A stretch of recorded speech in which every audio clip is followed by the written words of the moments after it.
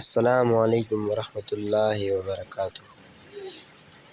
میں ہوں محمد رومان اور آپ دیکھ رہے ہیں ہمارا YouTube channel every thing is possible. میرا ایک فرینڈ ہے جس نے کمنٹ کیا تھا مجھے کہ بھائی آپ ملیشیا کالنگ ویزے کے بارے میں کچھ بول دو، اس کے بارے میں کچھ سرچ کر دو، کچھ نیوز لاؤ۔ تو آج میں لے آؤں آپ کے لیے مسٹر داتو سرونن نے جو 16 اگست کو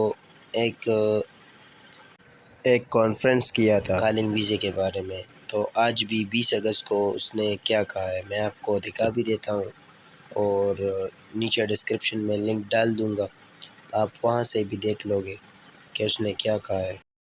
تو چلو دیکھتے ہیں کہ اس نے کیا کہا ہے۔ تو انہوں نے کہا ہے کہ غیر ملکی کارکنوں کے لیے بچت اسکیم HR 10 سال بعد اس بات کو یقینی بنانے کے لیے کہ وہ وطن واپس آئیں۔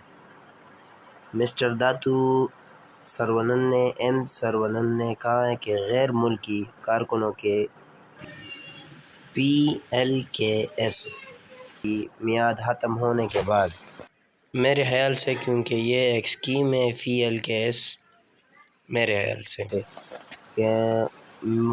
کہتے کہ میعاد ختم ہونے کے بعد زیادہ قیام یا اپنے ملک واپس جانے سے انکار کا مسائل اس کے لیے تھا کہ ان کے پاس بچت نہیں تھی۔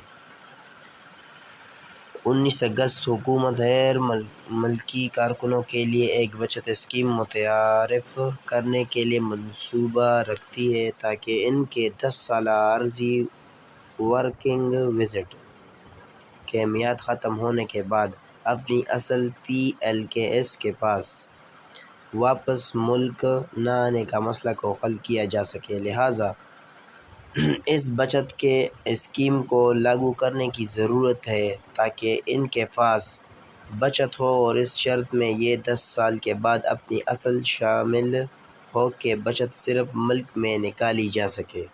لہٰذا یہ پسند کریں یا نہیں، انہیں اپنی بچت کا دعویٰ کرنے کے لیے گھر واپس جانا پڑے گا۔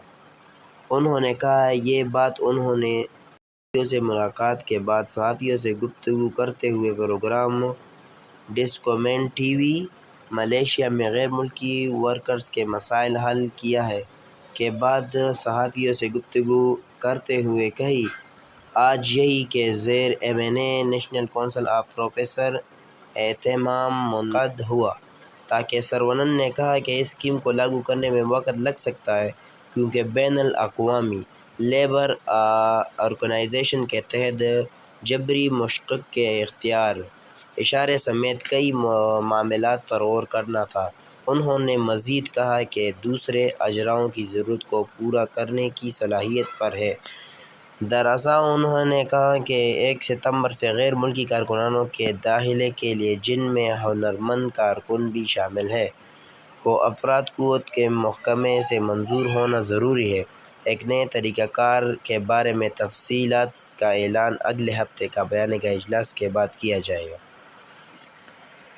تو یہ سب انہوں نے کہا ہے۔ لاسٹ میں انہوں نے کالنگ ویزے کو اشارہ دیا ہوا ہے کہ 1 ستمبر سے غیر ملکی کارکنوں کے داخلے کے لیے، جن میں ہنرمند کارکن بھی شامل ہیں، کو افرادی قوت کے محکمے سے منظوری ہونا ضروری ہے۔